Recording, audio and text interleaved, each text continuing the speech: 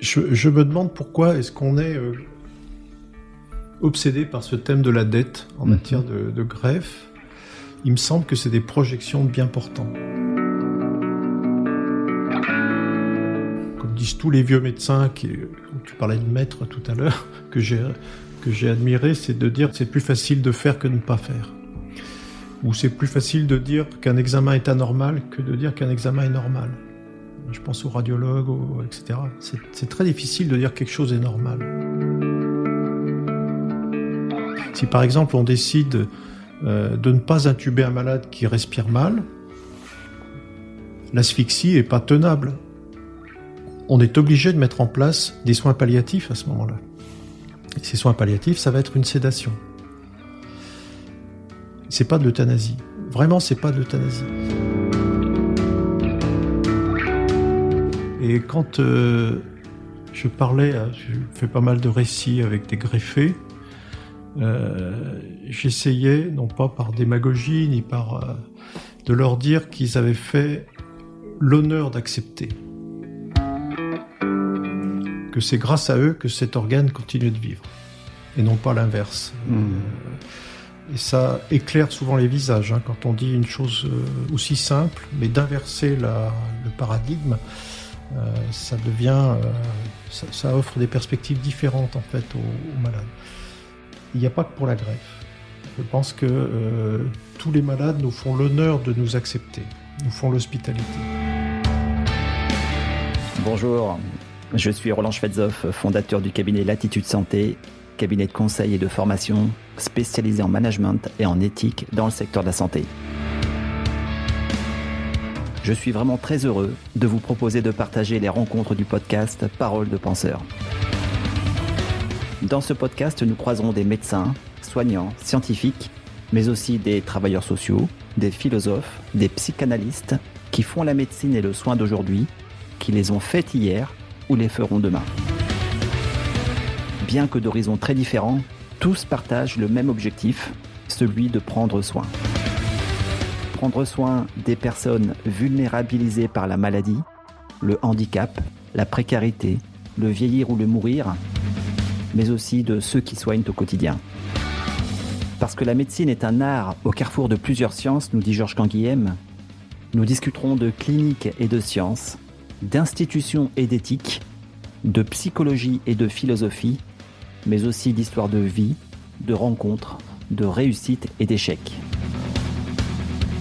Si vous souhaitez comprendre pourquoi ils ont choisi le soin, ce qui les porte aujourd'hui, ce qu'ils espèrent ou redoutent pour demain, alors abonnez-vous dès maintenant et partagez ce podcast autour de vous.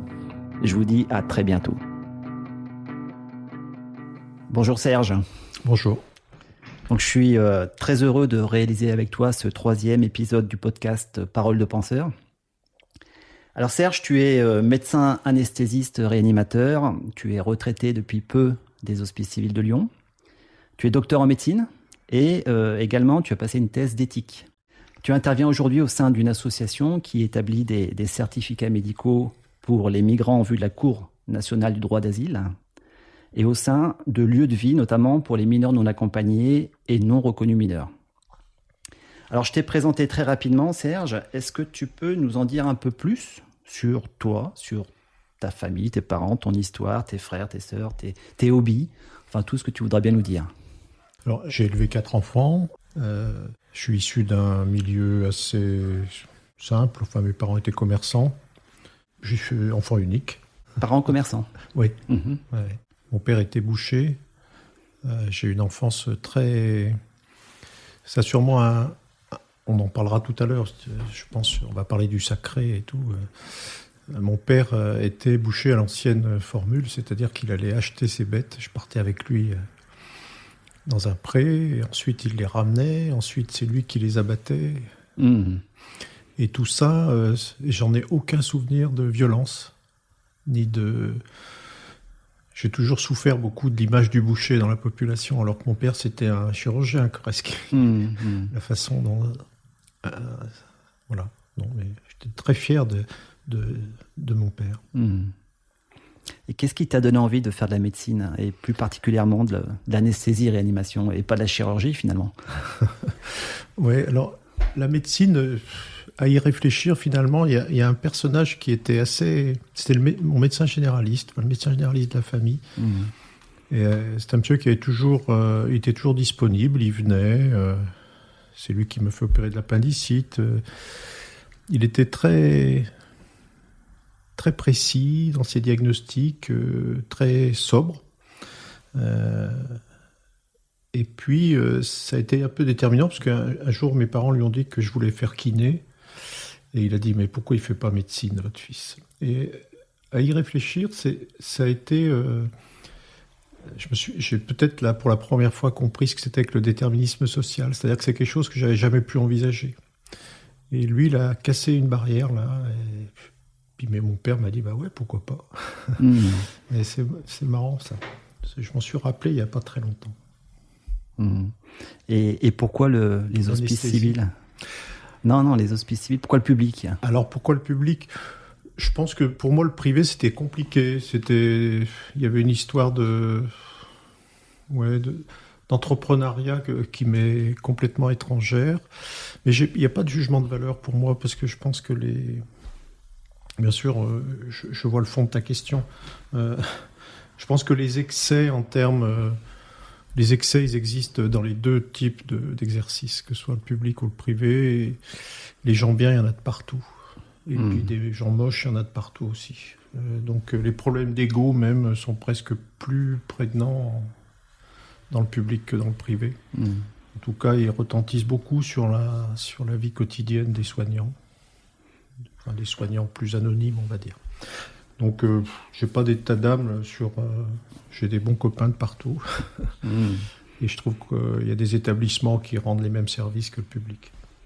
Et alors, tu me disais, pourquoi l'anesthésie? Alors, l'anesthésie, en fait, c'est en voyant travailler des anesthésistes réanimateurs dans un établissement qui a disparu maintenant, qui était une clinique mutualiste, où il y avait de la réa, de l'anesthésie. Et la double activité était extraordinaire pour un jeune. Et puis, ce mélange de non-conformisme et de rigueur m'a beaucoup plu tout de suite. C'est-à-dire que, et en même temps, beaucoup de rigueur. Quand on endort quelqu'un, c'est un acte... l'anesthésie est souvent comparée à l'aviation. Pour ça, c'est qu'il n'y a rien de laissé au hasard, les checklists, toutes ces choses-là. La pharmacologie qui est bien connue, des médecins, etc. Et puis en même temps, un espèce de non-conformisme par rapport aux autres corps de la profession, où c'est plus guindé, plus... Voilà. Bon. Puis après, pourquoi est-ce qu'on choisit? Il y a des opportunités, des rencontres aussi. Et à propos de rencontres, quels ont été tes maîtres en médecine, si tant est que tu en aies eu? Ouais. Alors... Sans être démagogique, je vais te dire qu'en vieillissant, j'ai l'impression que mes maîtres, c'est surtout les malades. Parce que les malades nous apprennent énormément sur la façon de se donner, de s'offrir à soi. Je me rappelle des premiers examens d'externe quand on ne sait rien faire, on ne sait même pas taper un réflexe et que les malades s'offrent comme ça, se mettent... à notre disposition, ça c'est vraiment, je pense que c'est la plus grande leçon pour un médecin, c'est cette humilité du malade et voilà. Alors des maîtres, oui, j'en ai eu beaucoup. C'est souvent des sans-noms.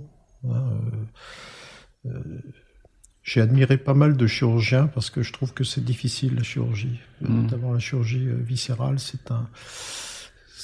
Quand on est rentré dans un corps, il faut pouvoir en sortir avec un résultat et quelque chose de cohérent. C'est une grande angoisse tous les anesthésistes sont très indulgents avec les coups d'humeur des chirurgiens parce qu'on sait que c'est un moment qui est difficile. Moi, j'ai admiré pas mal de gens. Mais difficile de dire qu'on a des maîtres. Je crois que c'est plus vrai dans les spécialités chirurgicales parce qu'il y a une technique très précise. Nous aussi, on a des actes techniques, mais on les apprend on les apprend sur le tas avec des compagnons et il n'y a pas un maître qui détient une technique plus que les autres, c'est un peu différent. C'est plus un compagnonnage. Il y a plus de compagnonnage dans notre... Et nous, le compagnonnage est lié à la permanence des soins, à les gardes, tout ça fait qu'on rencontre énormément de maîtres, entre guillemets, de pères qui nous apprennent le boulot une nuit, après c'est un autre qui nous apprend le boulot une autre nuit, etc. Alors, tu as dit que l'anesthésie, c'était l'alliance du non-conformisme et de la rigueur. Est-ce que tu serais du coup d'accord avec Georges Canguilhem lorsqu'il dit que la médecine est un art au carrefour de plusieurs sciences? La médecine reste-t-elle un art, comme le dit Canguilhem, ou bien est-elle devenue une science? Et tout particulièrement en anesthésie et réanimation, là il y a une technique, il y a énormément de techniques. Oui, alors déjà il faut qu'on distingue la technique de la science. Je pense que c'est un petit peu... Alors, je pense que la médecine se prend pour une activité scientifique depuis le 19e siècle, depuis la médecine expérimentale. Je pense bien sûr à Claude Bernard ou à Broca, quand on s'est mis à localiser les maladies dans une partie du corps. Ça a été bien sûr développé par Foucault, c'est le voir et le savoir. En fait, je pense que là, il y a une ambiguïté, une tension en médecine entre le fait d'être rigoureux, et on confond la rigueur du raisonnement rationnel avec la science. Or, la science, au sens des sciences dures et expérimentales, c'est vérifier une hypothèse, et c'est pas toujours simple en médecine de vérifier une hypothèse. Donc il y a une tension entre cette prétention scientifique qui est nécessaire, qui a fait faire de gros progrès que tout le monde connaît, et cet art qui est de faire au cas par cas et de laisser une part à l'invention, à l'imagination. Et donc moi je crois que c'est au cœur de la médecine.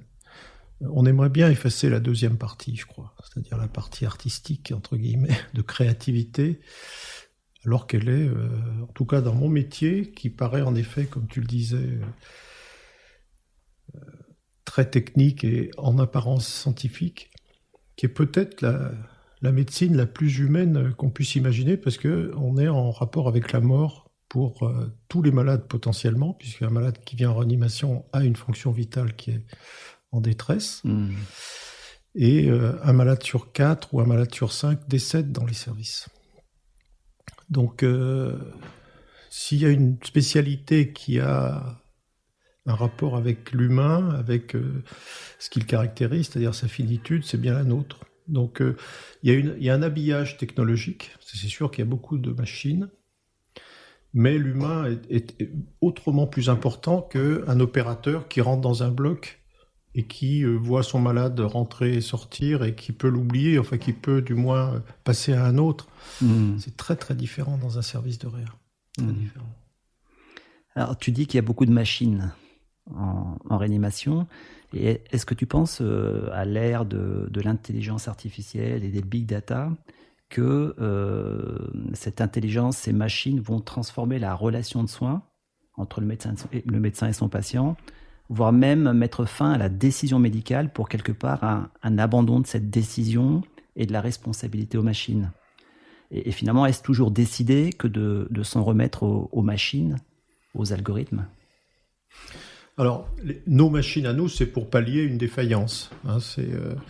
Si on met une dialyse en route, c'est que le rein ne fonctionne pas. Si on met un support hémodynamique, circulatoire, c'est parce qu'il y a un effondrement des ressources circulatoires.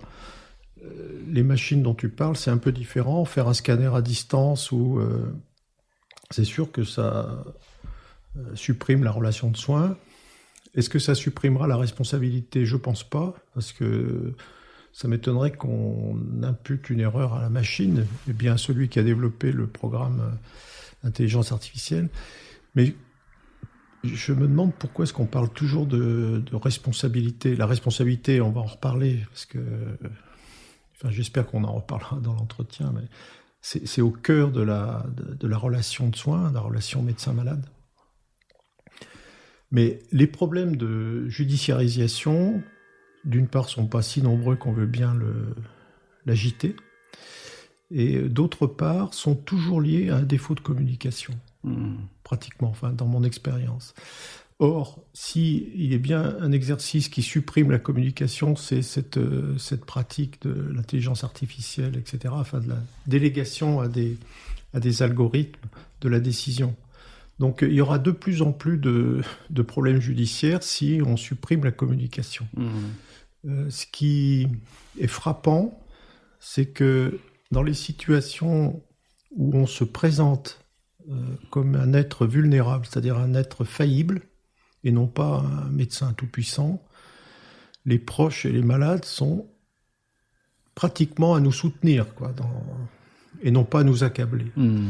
Et ça, c'est assez frappant. Il ne s'agit pas de faire pleurer sur son sort, mais quand on se montre tel qu'on est, c'est-à-dire des êtres capables d'erreur et même qui en font sans arrêt, comme le dit Austin, c'est-à-dire on est tellement capable de faire des erreurs toute la journée qu'on a multiplié les formules d'excuses dans le langage, et que toutes les langues regorgent de formules d'excuses parce qu'on n'arrête pas de s'excuser de s'être trompé ou d'avoir fait des erreurs. Je pense que se montrer tel qu'on est, c'est-à-dire des êtres faillibles et capables de faire des erreurs, malgré tous nos efforts, c'est autrement plus important que de dire « c'est pas moi, c'est la machine qui a décidé à ma place ». Franchement, peut-être que je suis has-been et que je suis pas clairvoyant, mais je vois pas ces problèmes de responsabilité disparaître avec la délégation aux algorithmes. Mais est-ce que les machines peuvent décider à notre place ? Alors, si c'est une médecine qui ne s'intéresse pas au sujet, qui ne prend pas en compte le sujet dans sa globalité, possiblement, une tumeur, ça se biopsie, une lésion dermatologique, ça se photographie, les algorithmes les reconnaissent très très bien. J'aimerais bien, il faudrait poser la question à des dermatos, par exemple, pour voir ce qu'ils en pensent. Mais la dermatologie, c'est autre chose. C'est pas que l'identification de lésions, c'est d'autres champs de traitement et d'investigation. Mais je pense que quand l'être est pris dans sa singularité, il est impossible de décider avec une machine. Parce qu'on doit tenir compte de tellement de facteurs, tellement de paramètres, y compris sa biographie, sa vie personnelle, etc. Donc, c'est de l'aide à la décision. Oui, c'est de l'aide à la décision, bien sûr. C'est la même chose que la norme. La norme, elle nous aide, mais elle ne doit pas être contraignante. Ça me fait penser à Derrida qui disait que décider, c'est faire l'épreuve de l'indécidable, de l'improgrammable, de l'incalculable. Tout à fait. C'est ça ? Oui, exactement. Ok. Pour revenir à la question de la réanimation, que tu connais bien, que tu as pratiqué pendant des années, comment continuer à prendre soin et garder digne un corps en état de mort cérébrale et en attente de don d'organes pour transplantation ? Alors ça, c'est un dilemme qui est insoluble. C'est-à-dire que clairement, la personne qui est en état de mort cérébrale dans ce lit, en attente d'être prélevée, est morte. Donc, sur le plan de la loi, le certificat de décès est signé. Dès que l'artériographie, ou du moins l'équivalent de l'artériographie, montre l'absence de circulation cérébrale, le certificat de décès est signé. Or, le certificat de décès, c'est la seule façon d'affirmer que quelqu'un est décédé, de reconnaître socialement, au niveau plan de la société, que la personne est décédée. Donc cette personne est vraiment décédée. Et phénoménologiquement, elle ne l'est pas. C'est-à-dire qu'elle est vivante. Elle est tellement vivante qu'il est impossible pour un profane de distinguer cette personne en état de mort cérébrale du voisin qui est sous sédation profonde et intubé et ventilé. Donc c'est bien d'ailleurs un des gros problèmes qu'on rencontre pour faire comprendre aux familles que ce patient, leur proche est en état de mort cérébrale, c'est qu'ils n'arrivent pas à s'y résoudre. Alors, tu disais, comment est-ce qu'on prend soin de ces malades ? Les choses vont assez vite. C'est-à-dire qu'un malade qui arrive dans un service de réanimation et qui passe en état de mort cérébrale, ça a été d'abord un malade qu'on a voulu sauver à un moment. Et puis, il y a des signes cliniques qui nous font penser et puis les choses avancent, mais ça prend quelques heures, quelques demi-journées pour passer de l'état de soins avec un projet, avec un état de soin vers un projet très différent qui est celui du prélèvement. Et ce que je voulais dire, c'est comment faire en sorte que le donneur reste un patient et non juste un, entre guillemets, un donneur d'organes, un réservoir d'organes. Alors, il y a une interface qui a énormément fait progresser nos pratiques, c'est l'agence de biomédecine. C'est-à-dire que l'agence de biomédecine a vraiment transformé tout cet aspect éthique qui était laissé de côté à un moment où la greffe était exaltante. Il y avait, c'était prodigieux ce qui était fait. Donc, on avait un petit peu probablement laissé de côté ces choses-là, ou du moins pas gardé suffisamment de réserve par rapport à tout ce qui pouvait justement réifier le malade. Le transformer en chose. L'agence de biomédecine est constituée d'infirmiers, notamment de coordonnateurs, qui sont vraiment, qui nous rappellent sans arrêt, qui rappellent aux professionnels qu'il s'agit d'une personne décédée, mais d'une personne. Or, l'homme qui est mort est une personne encore. Donc, je pense que c'est grâce à eux que cette dimension persiste. Et je ne pense pas qu'il y ait beaucoup de manquements à ce respect de la personne défunte et qui n'est pas considérée comme un réservoir d'organes dont tu parles. Il n'y a pas une pression quelque part si, pour... il y a une tension. Ouais. Il y a une tension, c'est sûr. Alors, ce qui est troublant, ça je l'ai appris sur les dernières années, c'est le changement de nom. C'est-à-dire quand le malade arrive dans un service de réanimation, on sait qu'il a saigné dans sa tête, par exemple. Je prends un exemple. Et que c'est pas bon, le pronostic est pas bon, donne des signes d'engagement, on peut rien faire, etc. Et c'est Monsieur X. Et puis on fait le diagnostic de mort cérébrale, et là ça devient un donneur. Et puis si on change de lieu, pour l'agence de biomédecine et les centres de prélèvement, ça devient un organe. C'est-à-dire qu'à Reims, on dit il y a un foie à aller chercher à Lyon, par exemple. Et c'est plus Monsieur X. Donc c'est vrai qu'il y a toujours cette tension entre cette personne qui est encore une personne et un sujet, et cet organe qui est convoité. Mais c'est légitime qu'il y ait cette tension. Après, comme toujours en éthique médicale, il faut être conscient de ça pour éviter les écueils et la barbarie. Mais il y a des équipes qui attendent un organe pour leurs malades, il y a des malades qui attendent un organe pour survivre, et ils ne connaissent pas, ils n'ont pas ce contact direct avec le patient, donc avec la personne, qui n'est plus un patient, qui relève de soins de survie, de réanimation d'organes, mais qui n'est plus un patient. Et après la greffe d'un patient, que devient le statut du receveur et du donneur ? Pour le receveur, est-ce que c'est celui d'une personne qui va être titulaire d'une dette insolvable ? Ouais. Et pour le donneur, est-ce que c'est celui d'un créancier malgré lui ? Alors, je me demande pourquoi est-ce qu'on est obsédé par ce thème de la dette en matière de greffe. Il me semble que c'est des projections de bien portants. C'est-à-dire qu'on se dit, si j'avais un organe dans mon corps qui remplace le mien, comment est-ce que je pourrais rembourser ce cadeau suprême ? Ma modeste expérience sur les ateliers d'écriture avec les greffés, c'est que ce thème revient très très peu. Il y a beaucoup de gratitude du receveur vis-à-vis de son donneur. Il y a beaucoup d'imagination. J'ai un ami qui est greffé du foie et qui s'imagine toujours la séquence de son donneur. C'était un motard qui est parti, qui a dit au revoir à sa famille, qui partait au travail et qui est mort sur la route. Un jeune, il se l'a imaginé comme ça. Mais il n'a pas le sentiment. Moi, il ne m'a jamais exprimé un sentiment de dette.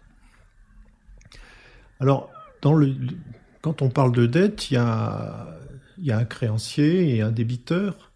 Le créancier, il est où ? Le donneur, il est où ?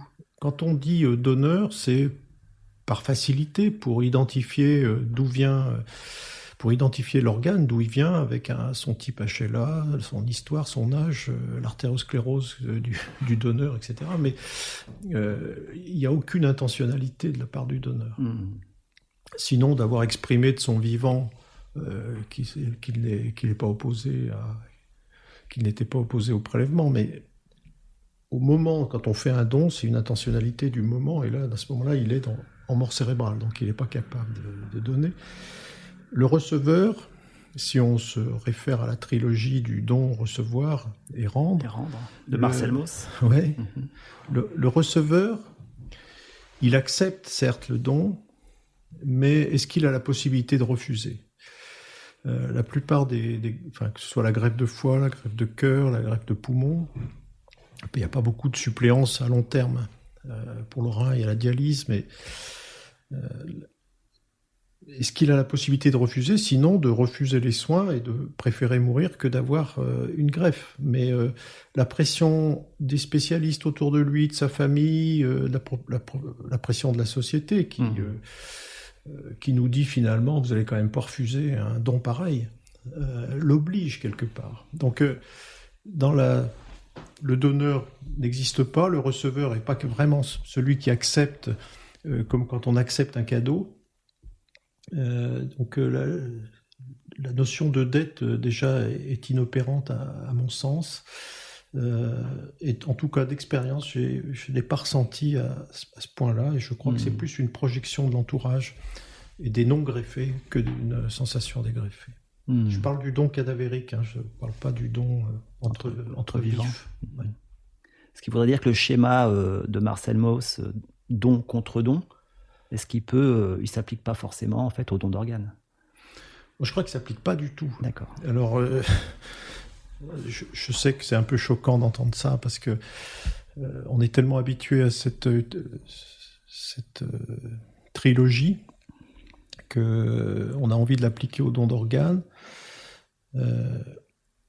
Marcel Mauss a écrit dans l'essai sur le don un merveilleux ouvrage qui continue d'avoir des effets sur la réflexion, à tel point que le Mauss, le mouvement anti-utilitariste en sciences sociales, a repris de façon éponyme son nom, et continue de débattre et de trouver des prolongements dans notre société sur cette prestation totale qu'est le don et le contre-don, et qui régule un certain type de société et qu'on peut transposer aux sociétés occidentales modernes. Donc cet ouvrage, il est extraordinaire, mais comme on l'a dit, ça ne s'applique pas à la greffe, parce que le donneur n'a pas d'intentionnalité, le receveur ne peut pas rendre. Comment est-ce qu'on peut rendre cet organe, cette offrande, entre guillemets, c'est impossible. Et puis, je dirais que cette notion de dette, pourquoi est-ce qu'on veut à tout prix l'appliquer au receveur, étant donné que nous sommes tous en dette de vie ? C'est-à-dire ? On doit la vie à quelqu'un. Et pour autant, est-ce que on est effleuré par l'idée de rendre la vie à nos parents ? On est bien dans l'impossibilité de le faire. La seule chose qu'on peut faire, c'est continuer à faire vivre ce qu'ils nous ont transmis, ce qu'ils nous ont impulsé. Soit en ayant nous-mêmes des enfants, soit en agissant pour les autres, soit en vivant tout simplement. Et c'est bien ce que font les receveurs. Les receveurs ont un sens de la responsabilité vis-à-vis de leur greffon qui est immense. Et s'ils l'ont pas, ils l'acquièrent au fur et à mesure de leur vie de greffé. Et c'est ce sens de la responsabilité qu'ont tous les adultes vivants, pour la plupart, qui, à mon avis, n'est pas l'équivalent d'une dette, mais je dirais d'un sens de la responsabilité de ce qu'on a reçu. C'est très paradigmatique, la greffe.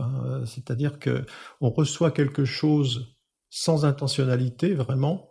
La vie, c'est pas des choses qu'on décide à un moment donné, on va impulser la vie à quelqu'un. C'est pas vraiment comme ça que ça se passe. Et celui qui reçoit n'est pas en dette parce que il ressent pas vraiment ce sentiment et il peut pas restituer. Alors, il y a quand même une nuance. Ça, j'ai lu quelques essais psychanalytiques sur le remboursement de la dette des femmes vis-à-vis de leur mère à l'issue de la première naissance. Il y a plusieurs psychanalystes qui ont écrit des choses assez merveilleuses là-dessus. Bon, moi, je suis pas psychanalyste, donc je ne me permettrai pas de développer, mais c'est assez intéressant. Mais c'est peut-être pas de la dette, on va dire de la résolution de problèmes avec leur mère, en quelque sorte, à l'issue de la première naissance, comme s'il y avait une rivalité larvée entre celle qui avait mis un enfant au monde et celle qui pouvait le faire et qui l'avait pas encore fait. Je simplifie, hein. Je pense que s'il y a des psychanalystes qui nous écoutent, ils vont hurler. Mais non, je pense à un livre de Dufourmentel, Anne Dufourmentel, Éloge du risque, non, notamment. c'est pas celui-là. Ouais. C'est non. Je peux le retrouver comme ça, mais non, c'est les femmes et le sacré ou un truc comme ça. D'accord, ok. Bon, bref. Ok. Où est-ce qu'on en était? On en était au contre-don, don contre don, mais pour essayer de comprendre encore un petit peu plus, est-ce qu'on peut dire qu'il y aurait réellement un don uniquement en l'absence du contre-don? Ce qui voudrait dire que le don s'annulerait en présence de ce contre-don? Alors, c'est la thèse de Jacques Derrida. Hein, c'est-à-dire que Derrida nous dit chaque fois qu'il y a intentionnalité, le don s'annule. J'ai retrouvé ça également chez Jean-Luc Marion, autre phénoménologiste. Alors, jusqu'à aller au fait que le don d'organes n'est pas relatif à la chose donnée, il est relatif à la donation. La greffe est une activité de donation. L'organe, en fait, qu'est-ce qui s'est passé? Cet organe, il est issu d'un être vivant qui est devenu, qui a été classé en état de mort cérébrale. Cet organe, on l'a enfoui dans un autre corps. Et quand on a enfoui cet organe, l'être qui l'a reçu dormait, était sous anesthésie générale. Ouais. Les seuls témoins de la donation, c'est les soignants qui étaient au bloc opératoire à ce moment-là. C'est eux qui ont vu l'organe en tant qu'organe, détaché du donneur, en tant qu'organe isolé, plus vascularisé, qui était pâle et terne, et qu'il a vu implanté dans un corps, remis en circulation, reprendre de la couleur, reprendre des signes de vie. Et tout ça, le receveur, le principal, donataire, le donataire n'a pas vu tout ça. Donc on est vraiment dans une histoire qui est très particulière, où le don se résume à la donation, en fait, à l'acte, et non pas à la chose donnée qu'on ne peut pas s'approprier. D'ailleurs, ce qui est très troublant, c'est que c'est le principe de non-patrimonialité du corps humain, c'est-à-dire que les organes ne nous appartiennent pas. On ne peut pas en faire un commerce. On peut jouir de son corps, jouir de ses organes, bien entendu, mais on n'a pas le droit de les vendre. Donc en fait, qu'est-ce qui s'est passé? On a pris quelque chose qui ne nous appartenait pas, puisque l'organe du donneur ne lui appartenait pas non plus, et on l'a transposé à un autre qui ne peut pas se l'approprier non plus. Donc on n'est pas dans le don contre don. Quand je fais un cadeau à quelqu'un, la chose donnée est appropriable. Si on vous donne un stylo, c'est votre stylo.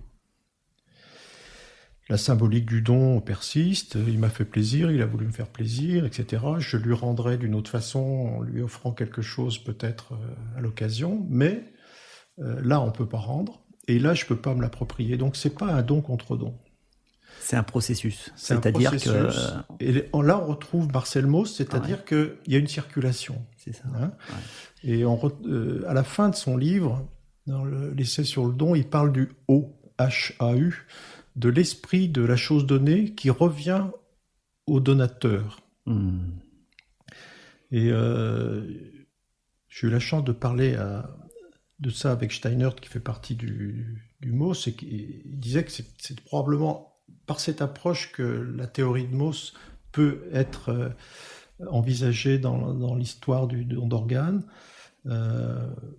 C'est dans cette notion de circulation, mais pas d'appropriation d'une chose donnée. Donc, selon ta terminologie, le donneur est le donateur et le receveur le donataire. Oui, c'est ça. C'est ça. Hein. Oui. Et pourquoi? C'est la terminologie qui est utilisée en D'accord. philo ou en phénoménologie, okay. Donateur, donataire. Alors, ce c'est peut-être une transition avec ce dont on parlera plus tard, mais ce qui m'a vraiment troublé, parce que quand j'ai lu Derrida, La fausse monnaie notamment, hein, où il parle de... C'est quelqu'un qui donne de la fausse monnaie en faisant la charité à un mendiant. Tout part de ça. C'est la notion de sacrifice développée par Jean-Luc Marion. Ça peut heurter, et c'est pour ça que j'aimerais prendre un petit peu de temps pour l'expliquer. Jean-Luc Marion repart du sacrifice d'Isaac, qui est demandé par Dieu à Abraham. Et Abraham n'hésite pas, il emmène Isaac pour le sacrifier. Donc, on sait que l'histoire se termine bien, qu'Isaac est remplacé, mais ce qui est intéressant, c'est que Marion l'interprète comme une redondance du don de la part du donataire. Le donataire restitue quelque chose qui était un don, mais qui n'a pas pu s'approprier. Donc le sacrifice, c'est la redondance du don de la part du donataire. Contrairement au pardon, le pardon, c'est la redondance du don de la part du donateur. C'est celui qui redonne un nom au fils prodigue. Mais ça s'applique tout à fait à notre sujet, puisque qu'est-ce que c'est que... Ça voudrait dire que le don d'organes est une forme de sacrifice, au sens où il y a une redondance du don. Celui qui a été donneur ou donateur a donné quelque chose qui ne lui appartenait pas. Ça se tient assez bien, même avec la loi, son organe. Et donc, la redondance du don de la part du donataire, c'est celui qui restitue quelque chose qu'on lui a donné, mais qui ne lui appartient pas. Voilà. Donc, ça peut paraître construit comme ça, mais moi, ça m'a aidé à y voir clair un petit peu dans ce processus de prélèvement qui reste, et de greffe qui reste très transgressif, en fait, quand même. Parce que prendre un organe d'un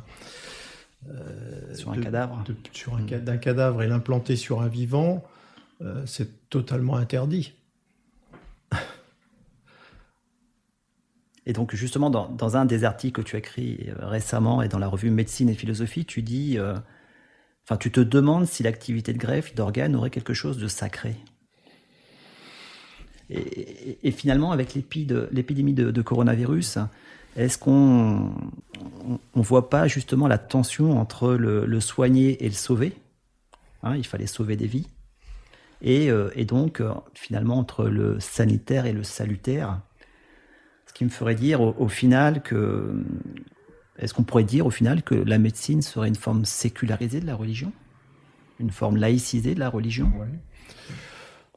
Si le terme de religion, c'est relier les hommes entre eux, peut-être. Ça va un peu au-delà même. Ça va un peu au-delà, oui. Alors pour revenir au sacré, je pense qu'en effet, la médecine a des liens avec le sacré. D'une part, l'hôpital, ou le lieu de soins, c'est une enceinte. On n'y rentre pas n'importe comment. Et quand on y rentre, d'ailleurs, on vous met un bracelet maintenant. Donc vous êtes une personne différente quand vous êtes à l'extérieur et quand vous êtes à l'intérieur. On l'a vu avec le Covid, la limitation des visites a bien montré que les lieux de soins étaient des enceintes un petit peu coupées de la société. Même beaucoup d'ailleurs. Je ferai une petite digression sur Giorgio Agamben, qui est un philosophe italien qui a fait plusieurs livres sur l'homo sacer. L'homo sacer, c'est l'homme sacré qui échappe à la loi des hommes et qui est sous la bonne volonté du souverain. Et il va jusqu'à dire que le donneur d'organes est un homo sacer. C'est-à-dire que pendant cette période où il est décrété mort et qu'on va pouvoir faire sur lui quelque chose qui est interdit, qu'il échappe à la loi des hommes, c'est bien le fait du souverain qui est la médecine. En fait. Alors après, il revient sur cette interprétation, sur ce parallélisme avec beaucoup de prudence, et c'est très intéressant, mais on ne peut pas échapper à cette analogie. Et l'homo sacer, celui qui est mis au banc, celui qui est à la marge de la société, c'est la médecine qu'il a fabriqué, cet homo sacer, qu'il a décrété comme homo sacer. Et le malade, il n'y a pas que le greffé, est quand même une personne qui est sous l'emprise du pouvoir médical, ou du moins des choix médicaux. Et c'est pas uniquement le problème de la greffe, c'est le problème de la cancérologie, par exemple. Les malades, quand ils sont dans des protocoles, est-ce qu'ils sont encore libres de leur choix? On peut étendre ce type... Malgré le consentement. Malgré le consentement, qu'on connaît bien. Qu'on connaît bien, et on sait que l'éclairage est des fois un peu faible. Voilà, donc deuxième raison, donc cette mise au banc par le pouvoir médical, par la diffusion du souverain médical, entre guillemets, fait que c'est un deuxième aspect qui peut nous faire penser au sacré. Le troisième aspect, c'est la transgression, comme on l'a dit, c'est-à-dire que tout acte sur un corps humain est transgressif. C'était interdit jusqu'à peu, il a fallu dépénaliser l'acte chirurgical, les actes médicaux, pour autoriser des hommes à intervenir sur les corps. Même l'autopsie, c'est quelque chose de très marqué historiquement. On n'a pas eu le droit de faire des autopsies, on les a fait en cachette pendant des siècles. Donc ça, ces trois arguments, il y en a sûrement beaucoup d'autres qui nous font... Ce qui est toujours choquant, c'est de dire qu'on fait un acte transgressif. Mais un acte transgressif, s'il est transgressif, c'est qu'il y a du sacré. On ne transgresse pas n'importe quoi. Et le sacré n'existe que parce qu'il y a de la transgression. En matière de greffe, c'est une transgression, mais c'est une transgression qui a nécessité des heures et des jours de discussion et de négociation pour admettre le statut de mort cérébrale, ça s'appelait coma dépassé à l'époque. C'est une convention entre les hommes, en fait. C'est pas une barbarie. On est passé d'un état de consensus à un autre consensus autour de ça, parce que, en effet, ça arrangeait tout le monde, probablement, de pouvoir prendre des organes, mais on l'a pas fait n'importe comment, c'est pas barbare. Donc la transgression, elle est nécessaire pour que le sacré ait du sens. Et le sacré et le rituel qui est attaché est là pour atténuer la violence des situations, et notamment la violence de la mort, la violence... C'est quelque chose qu'on a tendance à oublier actuellement, c'est que le sacré, c'est pas lié au sacrifice, au sens où d'ailleurs les religions ont toutes abandonné les sacrifices humains pour les remplacer par des sacrifices animaux, puis ensuite par des sacrifices... des rituels qui remplaçaient le sacrifice. Le sacré est là pour atténuer la violence, en fait. Et on a tendance à vouloir chasser le sacré en croyant qu'on va chasser la violence. Or, la violence, elle est toujours là. La violence de la mort, la violence est toujours là. Donc, c'est un contresens, à mon avis, qu'on est en train de faire, de vouloir... refuser le sacré en disant c'est du religieux, donc comme on est dans une société sécularisée, il n'y a plus de place pour le religieux. Bien sûr qu'il y a moins de place pour le religieux, mais il y a toujours de la place pour le sacré. On sacralise d'autres choses maintenant. On remet du symbole. On remet du symbole, oui. Le symbole qui donne à penser, comme dirait Ricoeur. Ouais, c'est ça. D'accord. Mais l'homo sacer, l'homme sacré, autrefois, le but de la vie, c'était l'éternité. Aujourd'hui, le but de la vie, c'est plus l'éternité, c'est la longévité. Ouais. Est-ce que tu ne crois pas que le biologique l'a emporté sur le spirituel ? Tout à fait. On parlait des EHPAD, on parlait du Covid. Le but, c'était de maintenir les personnes âgées vivantes le plus longtemps possible. Et donc de refuser le spirituel, qu'il soit religieux ou pas. Tout à fait. Ouais. Oui, alors... il ne s'agit pas de se résigner, d'être résigné face à la mort, du moins face à la maladie, face à la médecine doit être là pour soulager les gens et d'essayer de passer un cap quand le processus est traitable. Et c'est vrai que cette obsession de la longévité est assez frappante et que beaucoup de familles s'indignent de voir quelqu'un décédé à 85 ans. Alors que, bon, si les choses se sont bien passées jusqu'à 85 ans, c'est plutôt inespéré.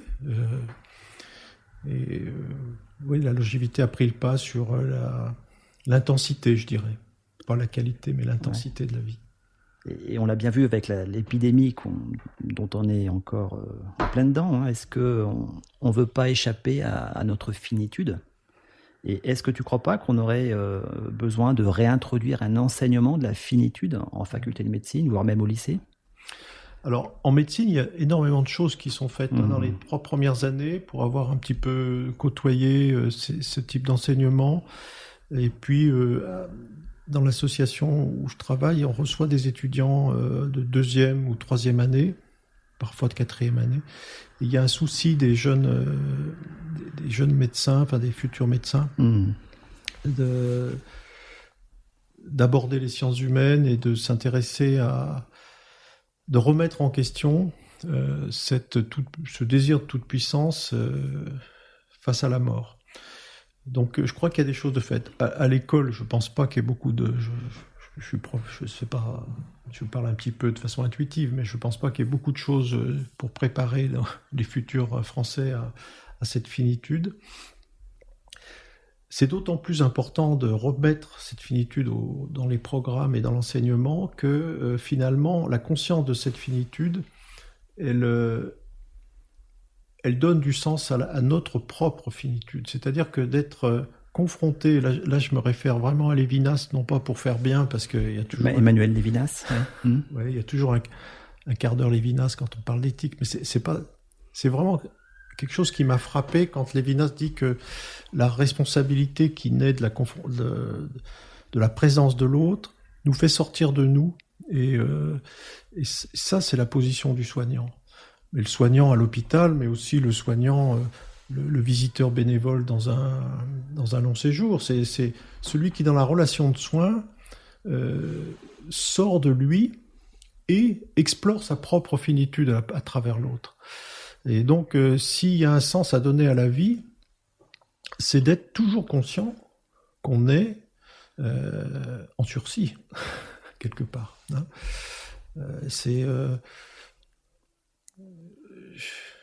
Il y a des auteurs comme ça qui font, je pense à Kierkegaard notamment, hein, cette angoisse donc, qui décrit l'angoisse de la finitude, mais aussi l'angoisse des possibles. Hein, je crois que c'est quand l'homme est au stade éthique, hein, je crois, l'angoisse des possibles, c'est-à-dire par où commencer pour être en accord avec ses valeurs et tout ce qui s'offre à nous, l'impossibilité de faire un choix. Moi, je pense que le seul choix à faire, c'est de se retourner vers les autres, et non pas pour se sacrifier pour les autres, mais considérer que notre finitude, c'est la même que celle qu'on partage avec les autres.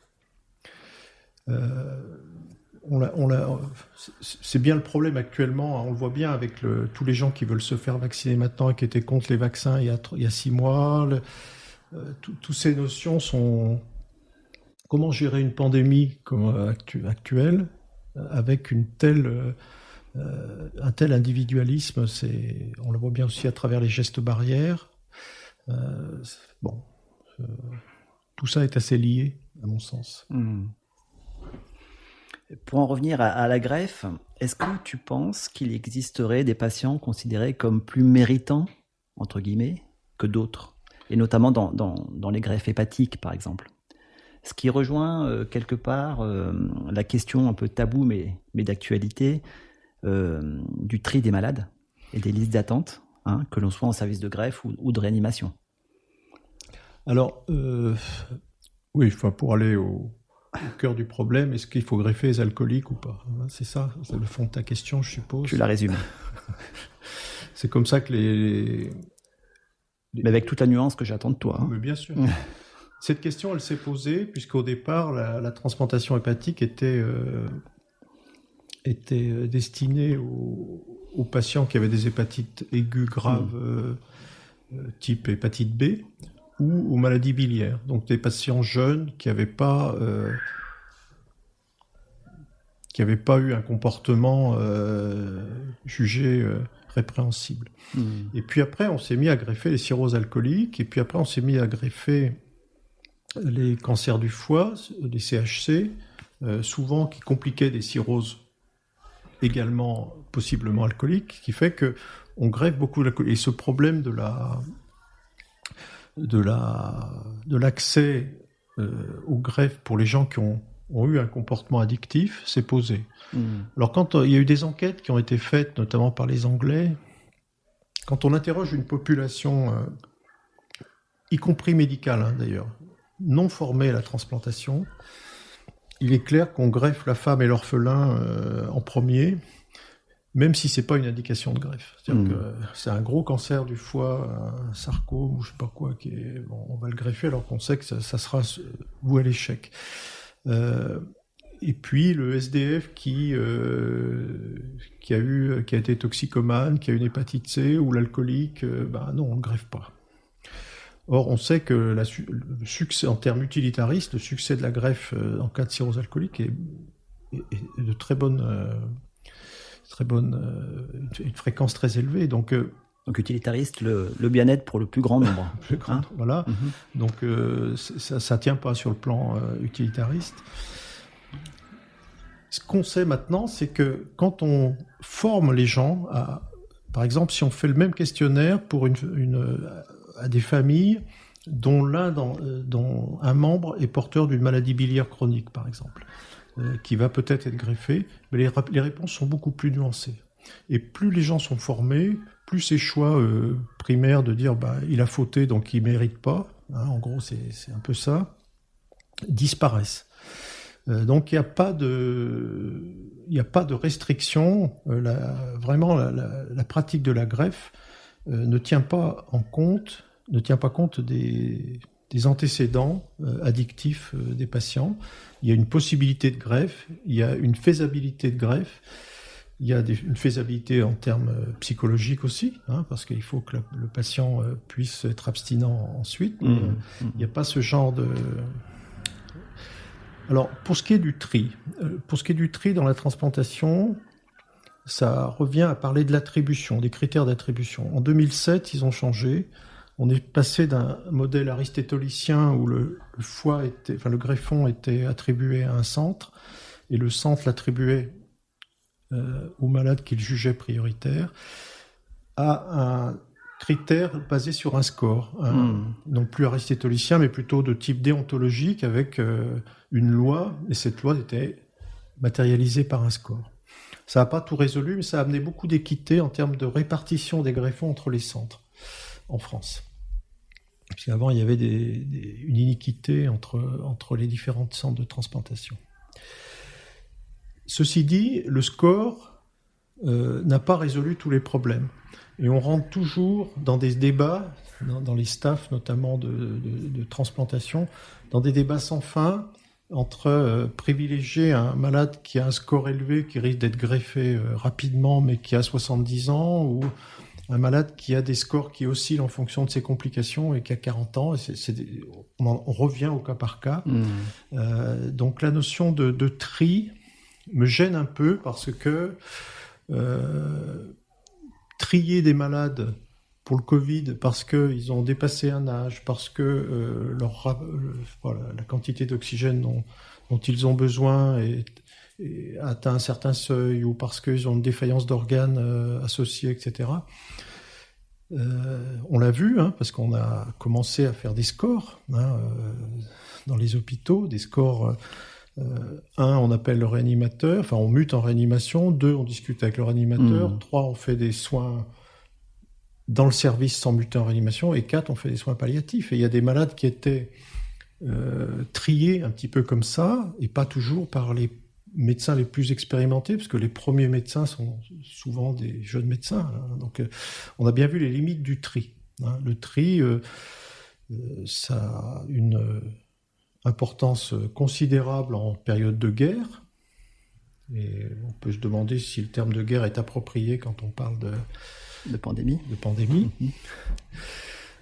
Mais en période d'extrême urgence et de tri de malades, on comprend bien, quand les militaires en parlent, c'est très concret et très opérationnel. En revanche, le tri de malades pour l'admission en réanimation ou un certain type de soins, je pense qu'on reste quand même très souvent dans le cas par cas et dans la réévaluation. En tout cas. Donc on parlerait plus d'indication. Oui, c'est ça. C'est ça. Plutôt que de tri. Oui. Ce terme est malheureux de toute façon parce qu'il renvoie, il renvoie à la population l'image de médecins qui veulent pas avoir à décider et qui font du tri avec, comme tu le disais tout à l'heure, des algorithmes ou des scores. Je pense que c'est pas adapté, c'est pas la réalité. C'est pas la réalité. Même si on peut le comprendre, devant un afflux de malades, il y a des fois des périodes de découragement qui font que on va peut-être renoncer à faire des soins. Ceci dit, la loi nous autorise à ne pas entreprendre. Elle nous l'invite même, quand les soins sont jugés déraisonnables ou inadaptés. Enfin, tous les soins qui relèvent de l'obstination déraisonnable ne doivent pas être entrepris. Donc, on va en reparler de l'obstination déraisonnable. Tu as dit que tu as mis en place des ateliers d'écriture, notamment pour les greffés. Oui. Qu'as-tu cherché dans cette mise en récit de vie et le cas échéant, qu'est-ce que tu as trouvé? Alors, ce que j'ai cherché, c'est venu d'un chirurgien transplanteur qui des fois se désolait d'être en face de malades qu'il suivait déjà depuis plusieurs mois, qui allaient bien. Tous les indicateurs, entre guillemets, étaient ouverts. Et ces malades n'avaient pas la possibilité d'être autre chose que des malades. C'est-à-dire C'est-à-dire, par exemple, leur première requête, c'était d'avoir une carte d'invalide à mettre dans leur voiture, par exemple. C'était des bons malades. Et, ou ne pas reprendre une activité. Je ne parle pas du travail, mais une activité qui les rapprochait de... Ils restaient malades. Ils restaient malades, et sans qu'objectivement, ils aient des raisons de l'être. D'accord. Donc... Il y a plusieurs idées qui ont sous-tendu ce recueil de récits ou ces ateliers d'écriture. La première, c'est de dire que quand on remet du sens par l'écriture à une période de sa vie qui n'en a pas beaucoup, parce que le parcours d'un greffé, c'est quand même rarement comme on l'avait prévu. L'attente est imprévisible, les complications père et post-opératoires sont souvent imprévisibles, les rejets sont imprévisibles, les infections sont imprévisibles. Enfin, il y a tout un tas de choses qui font qu'une greffe peut se passer de façon idéale en 15 jours, 3 semaines, et une autre rester 6 mois à l'hôpital. Donc, sans compter la phase préopératoire, d'attente, d'inscription et d'attente. Donc, redonner du sens à ça, ça me paraît être important. Il y a un penseur qui m'a beaucoup aidé, c'est un copain philosophe qui me l'a fait connaître, c'est Gilbert Simondon. Il dit que on ne peut entreprendre une nouvelle action que si on a donné du sens à la précédente. Et que le sens donné par l'écriture ou la reformulation ou le récit, même s'il est erroné, et c'est là où il faut oublier un petit peu l'hyper-rationalité liée à notre formation, puis au modèle occidental. Même s'il est erroné, le sens qu'a donné le malade va lui permettre d'entreprendre une autre action. Le deuxième argument, c'est que le récit est une action, puisqu'il met en place des acteurs au sein d'une énigme, d'un déroulement, avec une fin, une conclusion.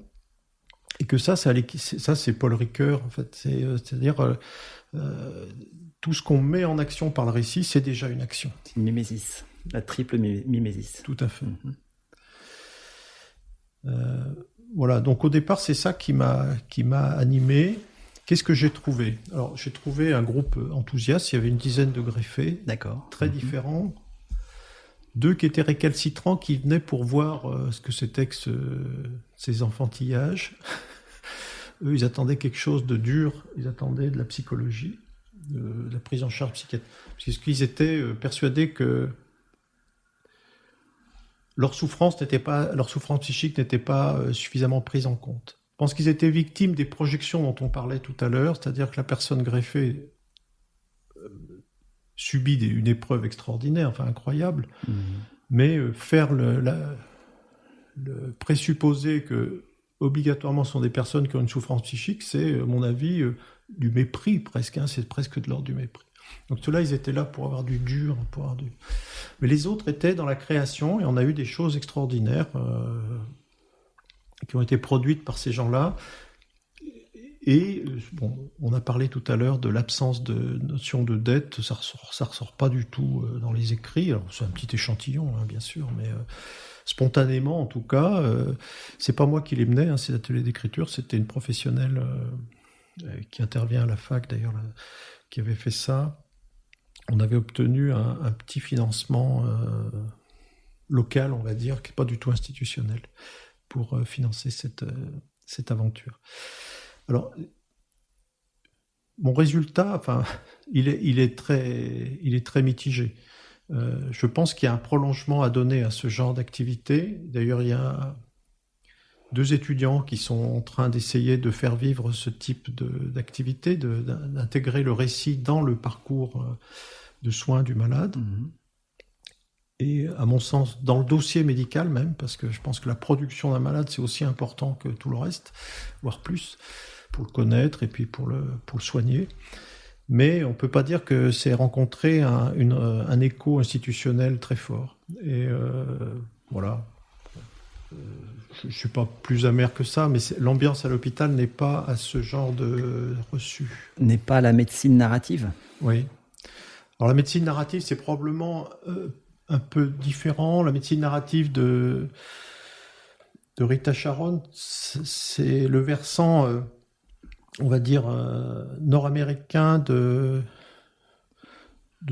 tous les moyens d'exploration dont on peut se doter pour soigner les malades et aussi pour recueillir des renseignements qu'on ne peut pas recueillir autrement. Il y a un côté heuristique dans la médecine narrative comme elle en parle, c'est-à-dire qu'en effet, quand on met les personnes, quand on les écoute, qu'on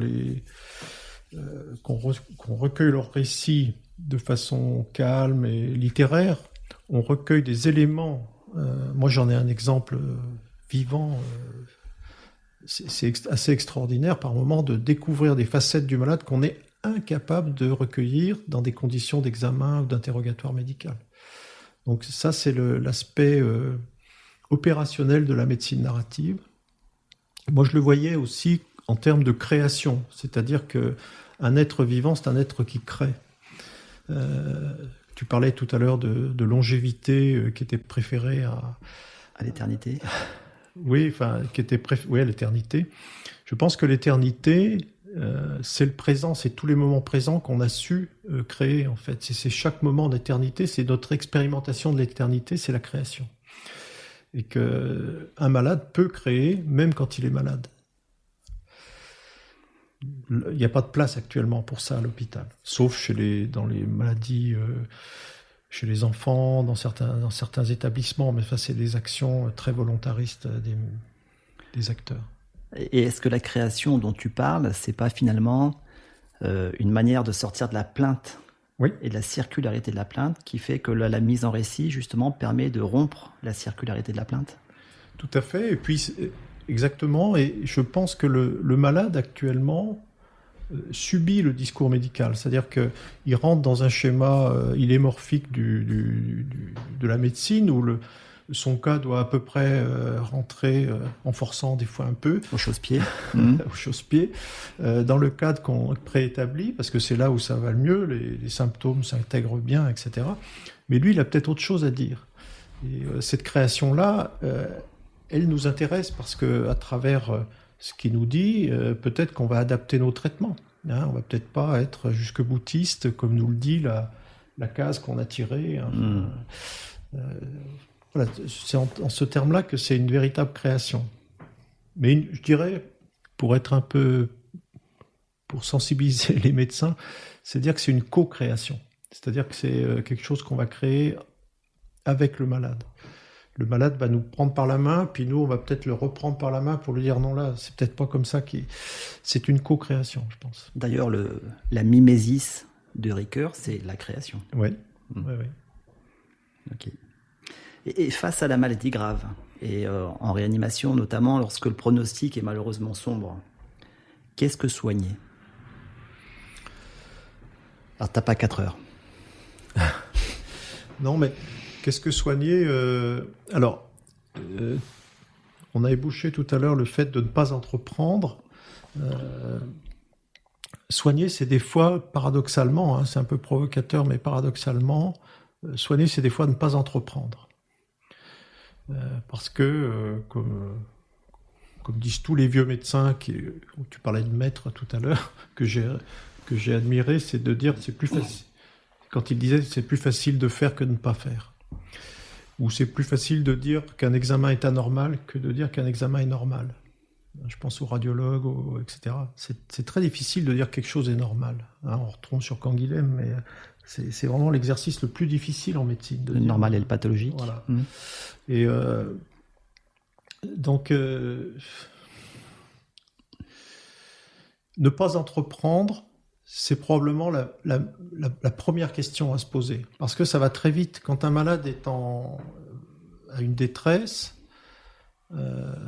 soit c'est une urgence vitale, et à ce moment-là, on ne se pose pas de questions. On fait, puis on réfléchit un peu plus après. Mais quand on a le temps un petit peu de réfléchir et de peser, je parle notamment sur les personnes d'un certain âge qui ont des maladies chroniques, hein, de peser le pour et le contre, ne pas entreprendre, c'est le premier soin. À plusieurs titres. Le premier, c'est que ça évite une souffrance inutile. Ça évite une dégradation, une atteinte à la dignité, parce que quand un malade est sous assistance, clairement son image et l'image qu'il donne de lui dépend totalement de nous, et toute altération va dépendre de nos choix. Et puis, c'est très difficile de se désengager après d'une thérapeutique excessive, démesurée. Quand on met en route une thérapeutique spectaculaire de survie, les proches y croient.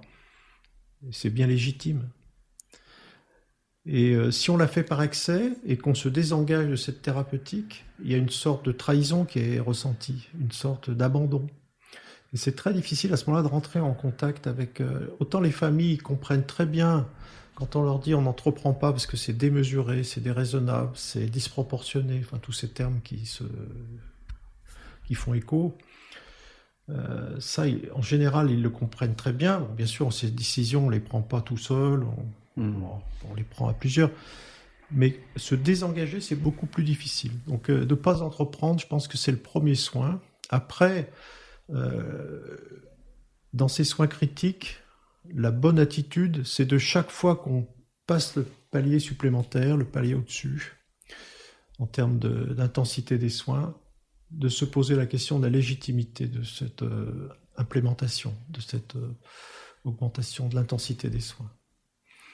Et ça encore, c'est collégial. Mais si on a ce souci-là, on reste toujours dans le soin, quel que soit son caractère spectaculaire et agressif. Et est-ce que ne pas entreprendre, quelque part, c'est temporiser? C'est-à-dire remettre de l'instant dans la durée? Oui. Est-ce que c'est ça, soigner, finalement? Comme dirait Jean Kelevitch, finalement. Ouais. Qui est un penseur d'une éthique du temps. Oui, tout à fait. Alors, des fois, c'est difficile de se donner du temps. dans les situations critiques, mais non, il y a également de l'affolement qui peut jouer et qui nous fait prendre le temps comme alibi, de dire on n'avait pas eu le temps de réfléchir, quoi. Et souvent on a quand même des thérapeutiques qui nous permettent de temporiser, notamment pour la ventilation artificielle. Il y a quand même eu ça, c'est des progrès énormes, c'est la ventilation non invasive qui nous permet de passer quelques heures, des fois, et en quelques heures, on arrive à avancer dans la connaissance de l'histoire du malade, de ses souhaits, de la personnalité, de son entourage, de son histoire médicale. Donc oui, se donner des instants, c'est possible. C'est sûrement que, et ça, on l'acquiert avec l'âge, c'est sûr, mais ça peut s'apprendre tôt. Simplement, il faut avoir la personne ressource au bon moment qui nous fait réfléchir et nous fait prendre notre temps. Et en réanimation, peut se poser la question de réanimer ou pas. Donc de laisser mourir, oui. Voire de faire mourir, dit de manière un peu provocante, ou de faire vivre, au risque parfois d'une obstination, d'un acharnement thérapeutique, d'une obstination déraisonnable. En quoi les limitations et arrêts de traitement d'un patient en réanimation, donc le laisser mourir, se distinguent-elles d'une euthanasie, du faire mourir, si tant est qu'elles se distinguent toutes les deux? Voilà, la distinction, elle est très claire. C'est-à-dire que l'euthanasie, c'est répondre à la demande d'une personne qui considère que la vie vaut plus d'être vécue, d'interrompre sa vie. Alors, bien sûr, c'est pas une souffrance existentielle passagère qui va justifier une euthanasie dans les pays où elle est légalisée. C'est une maladie grave sous-jacente qui a échappé au traitement et qui entraîne des douleurs, etc. Il y a un collège qui décide de la légitimité de réaliser une euthanasie. Mais pas en France. Pas en France, non. Ouais. Mais c'est une demande réitérée d'un patient conscient. C'est pas des directives anticipées. C'est une expression réitérée d'un patient autonome, compétent à demander ça de façon répétée. Donc les directives anticipées, c'est une demande de ne pas être réanimé si on perd conscience. C'est un contresens, ça c'est une limitation. Ces directives anticipées, c'est très difficile à les appréhender. Mais une directive anticipée, c'est aussi d'écrire ce qu'on souhaite. Ne pas être réanimé. Oui, mais ça peut être aussi être réanimé. C'est pas nécessairement négatif une directive anticipée.